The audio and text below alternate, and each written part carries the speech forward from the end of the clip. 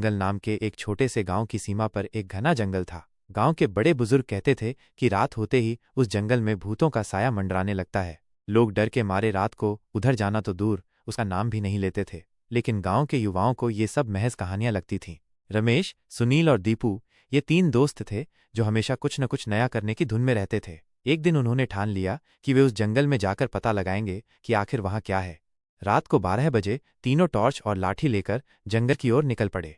जंगल में घुसते ही अजीब सा सन्नाटा था। टहनियों की सरसराहट और दूर से आती उल्लुओं की आवाजें माहौल को और डरावना बना रही थीं। कुछ दूर चलते ही उन्हें एक पुराना खंडहर दिखा। उसकी दीवारें टूटी हुई थीं और वहां एक पेड़ की शाख पर सफेद कपड़े में लिपटी आकृति लटक रही थी। दीपू घबराकर बोला, वापस चलते हैं। लेकिन रमेश ने कहा, नहीं, अब जब आ ही गए हैं तो सच सामने लाना होगा। जैसे ही वे खंडहर के पास पहुंचे, एक ठंडी हवा का झोंका आया और कपड़े में लिपटी आकृति जोर से हिलने लगी। तभी अचानक एक तेज चीख गूंजी। तीनों डर के मारे वहीं बैठ गए।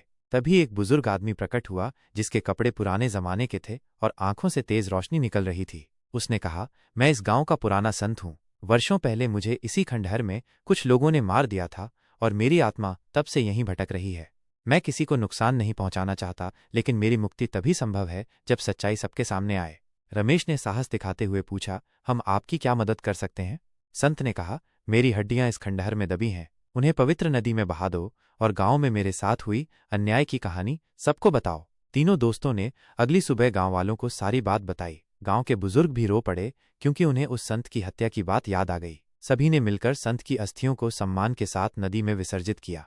उस दिन के बाद से जंगल से हर डरावनी आवाज, हर साया गायब हो गया। गांव में शांति लौट आई और रमेश, सुनील और दीपू अब गांव के हीरो बन चुके थे, जिन्होंने जंगल से भूतों का साया मिटा दिया। सीख, सच्चाई और साहस से हर अंधकार को दूर किया जा सकता है।